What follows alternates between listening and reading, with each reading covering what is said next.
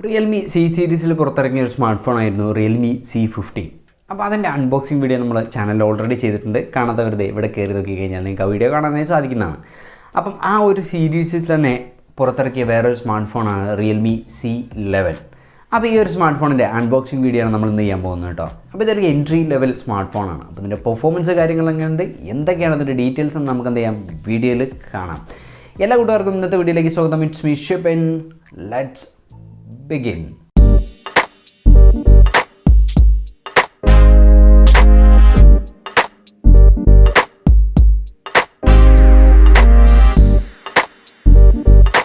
മറ്റ് സ്മാർട്ട് ഫോണുകളെ പോലെ തന്നെ ഒരു യെല്ലോ ബോക്സ് തന്നെയാണ് നമുക്ക് റിയൽമി C11 കിട്ടുന്നത് കേട്ടോ. അപ്പോൾ ഇതിന് പുറകിൽ നമുക്ക് കുറച്ച് ഡീറ്റെയിൽസ് കൊടുത്തിട്ടുണ്ട്. 5000 mAh ബാറ്ററി കപ്പാസിറ്റി, 6.5 ഇഞ്ചിൻ്റെ ഡിസ്പ്ലേ, 13 മെഗാ പിക്സലിലെ dual camera, made in India product അല്ലേ. അപ്പോൾ നമുക്ക് ഈ ഒരു സ്മാർട്ട് ഫോൺ ബോക്സിനകത്ത് എന്തൊക്കെയാണ് അവർ കൊടുത്തിട്ടുള്ളത് ഒന്ന് ചെക്ക് ചെയ്ത് നോക്കാം അല്ലേ. അപ്പോൾ ഓക്കെ, നമുക്ക് അതിനുള്ളിൽ ആദ്യം വേറൊരു ബോക്സ് വരുന്നുണ്ട്. അപ്പോൾ ഈ ബോക്സിനകത്ത് നമുക്ക് ഒരു സിം ഇജക്റ്റിംഗ് ടൂൾ വരുന്നുണ്ട്, കുറച്ച് ഡോക്യുമെൻറ്റ്സ് വരുന്നുണ്ട്. അപ്പോൾ TPU കേസ് നമുക്ക് എന്താണ് ഈ ബോക്സിനകത്ത് വരുന്നില്ല കേട്ടോ. ഓക്കെ, അപ്പോൾ നെക്സ്റ്റ് നമ്മുടെ സ്മാർട്ട് ഫോണാണ്. അപ്പോൾ നമുക്ക് സൈഡിലേക്ക് മാറ്റി വയ്ക്കാം. ഇനി നമുക്ക് വരുന്നത് 10 വാട്ടിൻ്റെ ഒരു ചാർജർ വരുന്നുണ്ട്, നമുക്കൊരു മൈക്രോ USB കേബിൾ വരുന്നുണ്ട്. അപ്പോൾ USB ടൈപ്പ് C അല്ല കേട്ടോ, മൈക്രോ USB കേബിളാണ് നമുക്ക് വരുന്നത്. വേറെ ഒരു കവറിലും കൂടെ പേസ്റ്റ് ചെയ്ത രീതിയിലാണ് നമുക്ക് സ്മാർട്ട് ഫോൺ വന്നിട്ടുള്ളത്. അപ്പോൾ നമുക്ക് അതൊന്ന് റിമൂവ് ചെയ്യാം. ഓക്കെ, വാവ്, നല്ല കിടിലൻ ഡിസൈൻ കേട്ടോ.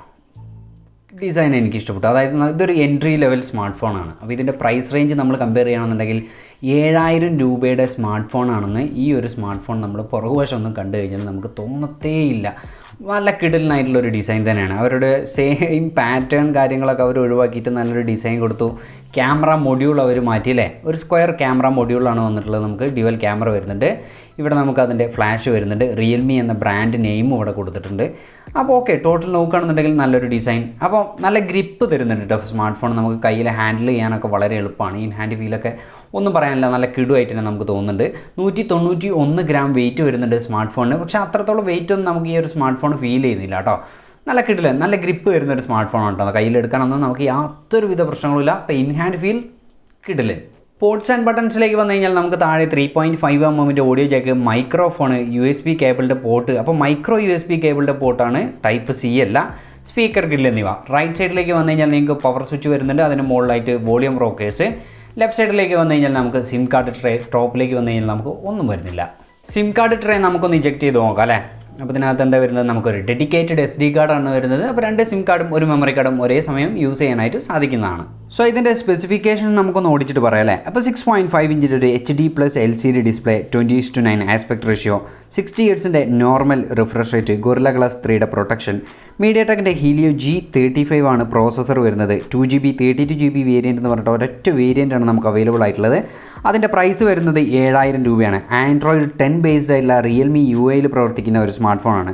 പുറകുവശത്ത് നമുക്ക് ഡ്യുവൽ ക്യാമറയാണ് ലഭിക്കുന്നത്, 13+2 മെഗാ പിക്സൽ. ഫ്രണ്ടിലേക്ക് വന്നു കഴിഞ്ഞാൽ നിങ്ങൾക്ക് 5 മെഗാ പിക്സലിൻ്റെ selfie camera, 5000 mAh battery capacity plus 10 വാട്ടിൻ്റെ ചാർജറും നമുക്ക് ലഭിക്കുന്നുണ്ട്. ഒരു ഡെഡിക്കേറ്റഡ് SD കാർഡാണ് നമുക്ക് ഫോണിൽ വരുന്നത്. ഫേസ് അൺലോക്കും സപ്പോർട്ട് ചെയ്യുന്നുണ്ട്. സോ ഫസ്റ്റ് ഓഫ് ഓൾ നമുക്ക് എന്ത് ചെയ്യാം, എബൌട്ട് സെക്ഷനിൽ ഒന്ന് കയറി നോക്കാം. അപ്പോൾ സെറ്റിങ്സ് എടുക്കുക, എബൌട്ട് ഫോൺ. അപ്പോൾ എബൌട്ട് ഫോണിൽ വന്നപ്പോൾ നമുക്ക് ഇവിടെ കുറച്ച് ഡീറ്റെയിൽസ് കൊടുത്തിട്ടുണ്ട്. റിയൽമി C11 ആൻഡ്രോയിഡ് 10 ആയിട്ടുള്ള സ്മാർട്ട് ഫോണാണ് വരുന്നത്. OS ലേറ്റസ്റ്റ് OS തന്നെയാണ് വരുന്നത്. ഇവിടെ റിയൽമി UI വേർഷൻ ഏതാണ്, 1.0 ആണ് വരുന്നത്. 2GB RAM വേരിയൻ്റാണ് നമ്മൾ ഓർഡർ ചെയ്തിട്ടുള്ളത്. ഈ ഒരൊറ്റ വേരിയൻറ്റ് തന്നെയാണ് കേട്ടോ നമുക്ക് അവൈലബിൾ ആയിട്ടുള്ളത്. 32GB ആണ് ഇൻറ്റേർണൽ സ്റ്റോറേജ് വരുന്നത്. അപ്പോൾ അതിൽ നിങ്ങൾക്ക് ഏകദേശം 20GB അടുത്ത് ഉപയോഗിക്കാനായിട്ട് സാധിക്കും. ബാക്കി 12GB എന്താണ് സിസ്റ്റമായിട്ട് യൂസ് ചെയ്ത് പോകുന്നതാണ്. ഇനി ഓക്കെ, UI എങ്ങനെയുണ്ട് റിയൽമി UI? വളരെയധികം ഇമ്പ്രൂവ് ചെയ്തിട്ടുള്ള ഒരു UI എക്സ്പീരിയൻസ് ആണ് നമുക്ക് റിയൽമി ഈ സ്മാർട്ട് ഫോണിൽ കിട്ടാൻ പോകുന്നത്. അതായത് നമ്മൾ റിയൽമിയുടെ സ്മാർട്ട് ഫോണിൽ തുടക്കത്തിൽ കളർ വൈസ് ആയിരുന്നു, പിന്നെ ഒരു റിയൽമി UIയിലേക്ക് മാറിയെങ്കിലും ആഡ്സിൻ്റെ റെക്കമെൻഡേഷൻസും ബ്ലോട്ട് വൈസും ഒരുപാടുണ്ടായിരുന്നു അല്ലേ.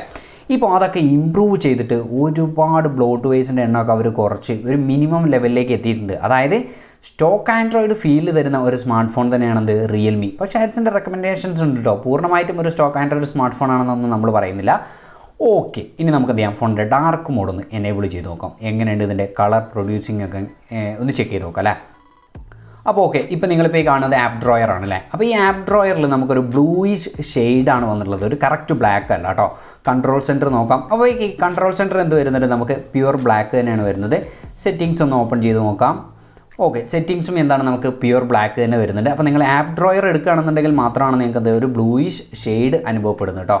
ഓക്കെ, ഇനി ഇതിൽ അടുത്ത ഫീച്ചറായിട്ട് സ്ക്രീൻ റെക്കോർഡിംഗ് ഓപ്ഷൻ വരുന്നുണ്ട് കേട്ടോ. അപ്പോൾ ഈ സ്ക്രീൻ റെക്കോർഡിംഗ് ഓപ്ഷനിൽ പലർക്കും ഉള്ള സംശയമാണ്, സിസ്റ്റം സൗണ്ടും മൈക്രോഫോൺ സൗണ്ടും നമുക്ക് ഒരേ സമയം റെക്കോർഡ് ചെയ്യാൻ സാധിക്കുമോ എന്നുള്ളത്. നമുക്കൊന്ന് ചെക്ക് ചെയ്ത് നോക്കാം. യെസ്, ഇവിടെ നമുക്ക് എന്ത് വരുന്നുണ്ട്, സിസ്റ്റം സൗണ്ടും മൈക്രോഫോൺ സൗണ്ടും ഒരേ സമയം റെക്കോർഡ് ചെയ്യാനായിട്ട് സാധിക്കുന്നതാണ്. അപ്പം അത് നല്ലൊരു ഫീച്ചറാണ്. ഇനി നമുക്ക് എന്ത് ചെയ്യാം, ഫോണിൻ്റെ സാർ വാല്യൂ ഒന്ന് ചെക്ക് ചെയ്ത് നോക്കാം. നിങ്ങൾക്ക് ചെക്ക് ചെയ്യാൻ അറിയില്ല എന്നുണ്ടെങ്കിൽ ഇപ്പോൾ തന്നെ ഡയൽ പാഡ് എടുത്തിട്ട് ടൈപ്പ് ചെയ്തോ *#07#. ഓക്കെ, അപ്പോൾ ദാ ഹെഡ് സാർ വാല്യൂ ഇവിടെ വന്നിട്ടുണ്ട് 1.007 ആണ് വന്നിട്ടുള്ളത്. അപ്പോൾ ഇന്ത്യയിലെ മാക്സിമം ലിമിറ്റ് എന്ന് പറഞ്ഞു കഴിഞ്ഞാൽ 1.6 ആണ്. അപ്പോൾ 1.007 എന്ന് പറഞ്ഞു കഴിഞ്ഞാൽ വിത്തിൻ ലിമിറ്റ്സ് തന്നെയാണ്. ഫോണിൻ്റെ വൈഡ് വൈൻ സർട്ടിഫിക്കേഷനും ക്യാമറ ടു API സർട്ടിഫിക്കേഷനും നമുക്ക് എന്തേ ചെക്ക് ചെയ്ത് നോക്കാം അല്ലേ. അപ്പോൾ DRM ഇൻഫോ എടുത്ത് നോക്കാം. വൈഡ് വൈൻ സർട്ടിഫിക്കേഷൻ ഏതാണ് വന്നിട്ടുള്ളതെന്ന് നോക്കാം.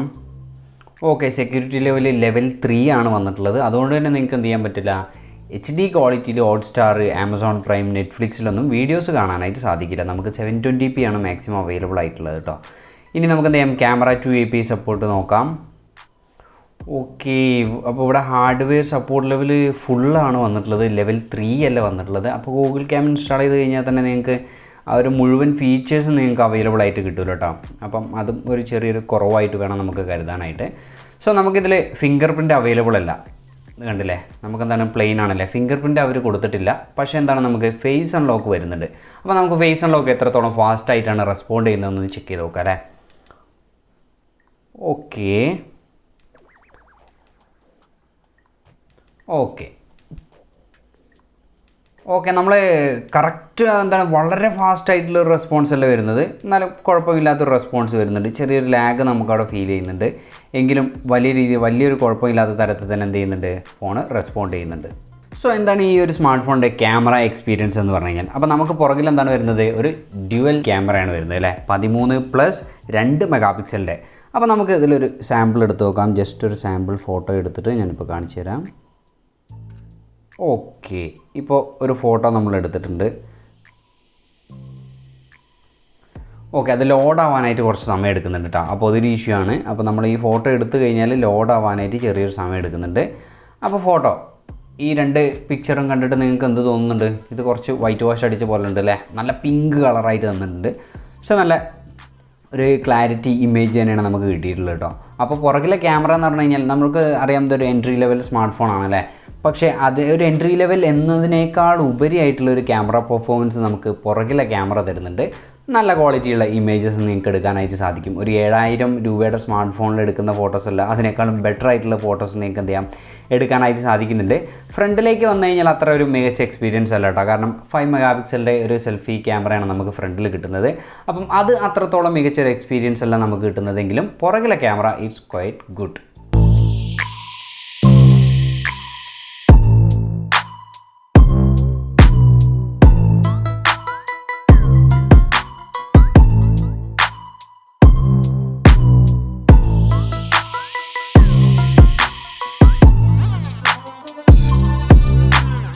ഫോണിൻ്റെ പെർഫോമൻസ്, അപ്പോൾ ഈ പെർഫോമൻസിൻ്റെ കാര്യത്തേക്കാനായിട്ട് മീഡിയാടെക്കിൻ്റെ ഹീലിയോ G35 എന്ന് പറഞ്ഞിട്ടുള്ളൊരു കിടിലൻ പ്രോസസ്സറാണ് വന്നിട്ടുള്ളത്. അപ്പോൾ ഈ ഒരു പ്രൈസ് റേഞ്ചിൽ അത്യാവശ്യം നല്ലൊരു പ്രോസസ്സർ തന്നെയാണ്. അപ്പോൾ നമ്മളിതിൻ്റെ പെർഫോമൻസ് നോക്കുകയാണെന്നുണ്ടെങ്കിൽ നിങ്ങൾ മൾട്ടി ടാസ്കിങ് കാര്യങ്ങളൊക്കെ ചെയ്യുമ്പോൾ ചെറിയൊരു ലാഗ് നിങ്ങൾക്ക് ഫീൽ ചെയ്യുന്നുണ്ട്. നമ്മളൊരു കാര്യം ഓപ്പൺ ചെയ്ത് കഴിഞ്ഞാൽ ഇത് കണ്ടില്ലേ, കുറച്ച് സമയം എടുക്കുന്നുണ്ട് നമുക്കത് ഓപ്പൺ ആയിട്ട് വരാൻ. അപ്പോൾ മീഡിയാടെക്കിൻ്റെ ഈ ഒരു പ്രൈസ് റേഞ്ചാണ് ഇത്, കണ്ടോ, നിങ്ങൾക്ക് അതിൻ്റെ എക്സാമ്പിൾ കാണിച്ചു തരാം. നമുക്ക് കുറച്ച് സമയം എടുക്കുന്ന പോലെ തോന്നുക, എന്തെങ്കിലുമൊക്കെ നമ്മൾ ഓപ്പൺ ചെയ്ത് കഴിഞ്ഞാൽ രണ്ടാമത് ഓപ്പൺ ചെയ്ത് വരാനൊക്കെ ആയിട്ട് എന്ത് ചെയ്യുന്നുണ്ട്, കുറച്ചധികം സമയം എടുക്കുന്നുണ്ട്. അവിടെ നമുക്ക് എന്ത് വരുന്നുണ്ട്, ഒരു ചെറിയ ലാഗ് ഫീൽ ചെയ്യുന്നുണ്ട്. ഇനി പലർക്കുള്ളൊരു സംശയമാണ്, ഈ ഒരു സ്മാർട്ട് ഫോണിൽ നമുക്ക് ഹൈ ഗ്രാഫിക്സിൻ്റെ ഗെയിം കളിക്കാൻ സാധിക്കും എന്നുള്ളത്. അതായത് PUBG, call of duty, free fire പോലുള്ള ഗെയിമുകൾ നമുക്ക് ഈ സ്മാർട്ട് ഫോണിൽ കളിക്കാൻ സാധിക്കും എന്നുള്ളത്. കാരണം എന്താണ്, ഇതൊരു എൻട്രി ലെവൽ സ്മാർട്ട് ഫോണാണല്ലേ, 7000 രൂപയ്ക്ക് നിങ്ങൾക്ക് വാങ്ങിക്കാൻ പറ്റുന്നൊരു സ്മാർട്ട് ഫോണാണ്. എങ്കിൽ പിന്നെ നമുക്കൊന്ന് കളിച്ച് നോക്കാം. നമുക്ക് കോൾ ഓഫ് ഡ്യൂട്ടി കളിച്ച് നോക്കാം കേട്ടോ. ഗെയിമിംഗ് പ്ലേ എങ്ങനെയുണ്ടെന്നുള്ള നമുക്ക് അപ്പോൾ അറിയാൻ സാധിക്കുമല്ലോ.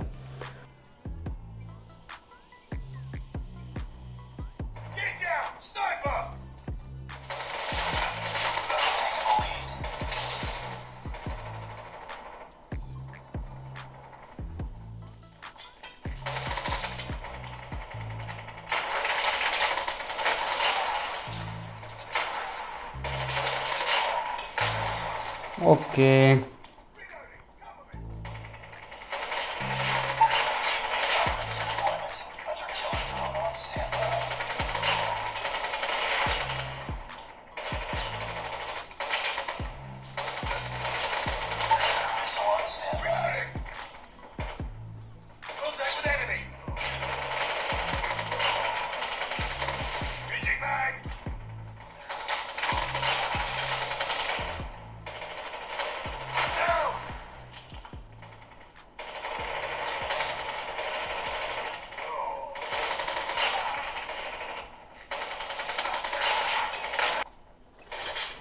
ഓക്കെ, അപ്പോൾ ഗെയിം പ്ലേയെ കുറിച്ച് പറയുകയാണെന്നുണ്ടെങ്കിൽ നമുക്കൊരു ഓവർ ലാഗ് കാര്യങ്ങളൊന്നും ഫീൽ ചെയ്യുന്നില്ല കേട്ടോ. നമുക്കിത് അറിയാലോ, അത് ആ ഒരു ഹൈ ഗ്രാഫിക്സ് ഗെയിമാണല്ലേ കോൾ ഓഫ് ഡ്യൂട്ടി എന്ന് പറയുന്നത്. പക്ഷേ ഇവിടെ നമുക്ക് ആ ഒരു ഈ ഒരു 7000 രൂപയുടെ എൻട്രി ലെവൽ സ്മാർട്ട് ഫോണാണ്, അല്ലെങ്കിൽ മീഡിയടെക്കിൻ്റെ ഹീലിയോ G35 എന്ന് പറഞ്ഞിട്ടുള്ള പ്രോസസ്സറാണ്.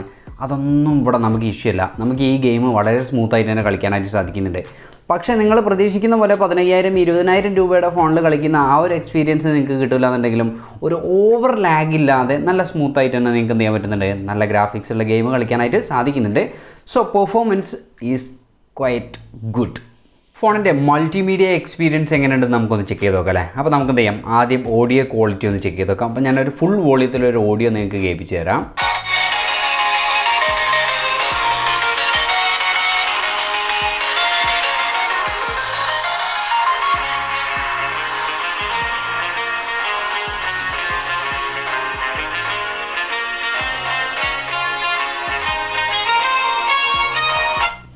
അപ്പോൾ ഓഡിയോ ക്വാളിറ്റി എന്താണ് പറയുക, വലിയ ലൗഡായിട്ടുള്ളൊരു ഓഡിയോ അല്ല കേട്ടോ നമുക്ക് കേൾക്കുന്നത്, പക്ഷേ നല്ല ക്ലാരിറ്റിയിൽ കേൾക്കുന്നുണ്ട്. ഒരു മീഡിയം ലെവലിൽ ഓഡിയോ ക്വാളിറ്റിയാണ് നമുക്ക് കിട്ടുന്നത് കേട്ടോ. ഓഡിയോ ലൗഡ്നെസ് നമുക്ക് എന്താണ്, ഓവർ ലൗഡ്നെസ് ഒന്നും നമുക്കില്ല, ഒരു മീഡിയം ക്വാളിറ്റി ഓഡിയോ ലെവലാണ് നമുക്ക് കിട്ടുന്നത്. ഇനി വീഡിയോ എക്സ്പീരിയൻസ് നോക്കിക്കഴിഞ്ഞാൽ നമുക്ക് എന്താണ്,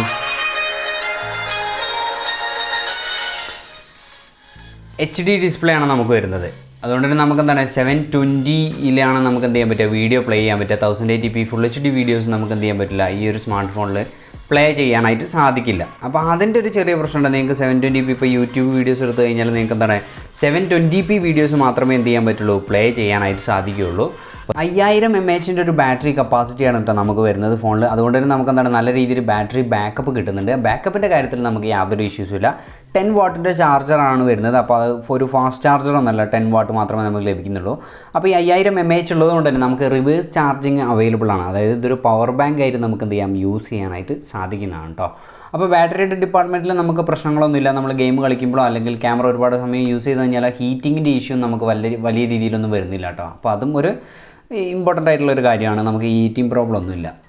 സോ എന്താണ് ഈ സ്മാർട്ട് ഫോണിനെ കുറിച്ചുള്ള ഒരു ഓവറോൾ അഭിപ്രായം എന്ന് പറഞ്ഞു കഴിഞ്ഞാൽ, നല്ലൊരു സ്മാർട്ട് ഫോണാണ്. 7000 രൂപയ്ക്ക് താഴെ നിങ്ങൾക്ക് വാങ്ങിക്കാൻ പറ്റുന്ന one of the best smart phone എന്ന് വേണമെന്നുണ്ടെങ്കിൽ നമുക്ക് പറയാൻ പറ്റുന്ന ഒരു സ്മാർട്ട് ഫോൺ തന്നെയാണ് കേട്ടോ. നല്ല ക്യാമറ പെർഫോമൻസ് നമുക്ക് കിട്ടുന്നുണ്ട്, നല്ല ബാറ്ററി ബാക്കപ്പ് നമുക്ക് കിട്ടുന്നുണ്ട്. ഫ്രണ്ട് ക്യാമറ അത്രത്തോളം പോരാന്നുണ്ടെങ്കിലും ബാക്ക് ക്യാമറ അത്യാവശ്യം നല്ല പെർഫോമൻസ് തന്നെ എന്ത് ചെയ്യുന്നുണ്ട്, നമുക്ക് സ്മാർട്ട് ഫോൺ തരുന്നുണ്ട് കേട്ടോ. പെർഫോമൻസിലേക്ക് വന്നു കഴിഞ്ഞാലും ഞാൻ കോൾ ഓഫ് ഡ്യൂട്ടി പോലുള്ള ഗെയിം കാര്യങ്ങളൊക്കെ കളിച്ചു, അതിൻ്റെ ഗെയിം പ്ലേയും നമ്മൾ ചെയ്യുന്നതാണ്. അപ്പം കോൾ ഓഫ് ഡ്യൂട്ടി പോലുള്ള ഹൈ ഗ്രാഫിക്സ് ഗെയിം കളിച്ചപ്പോഴും നമുക്ക് എന്താണ് അത്ര വലിയ ലാഗോ കാര്യങ്ങളോ, നമ്മൾ പ്രതീക്ഷിച്ച അത്ര വലിയ ലാഗോ കാര്യങ്ങളൊന്നും ഫീൽ ചെയ്തിട്ടില്ല. കാരണം 2GB റാം മാത്രമേ ഇതിലുള്ളൂ, 32GB റോമും. അപ്പം അത് അത്രത്തോളം ഒരു വലിയ ഇഷ്യൂ ആയിട്ടില്ല. പക്ഷേ മൾട്ടി ടാസ്കിങ് ചെയ്യുമ്പം ചില ഇഷ്യൂസ് നമുക്ക് വരുന്നുണ്ട്.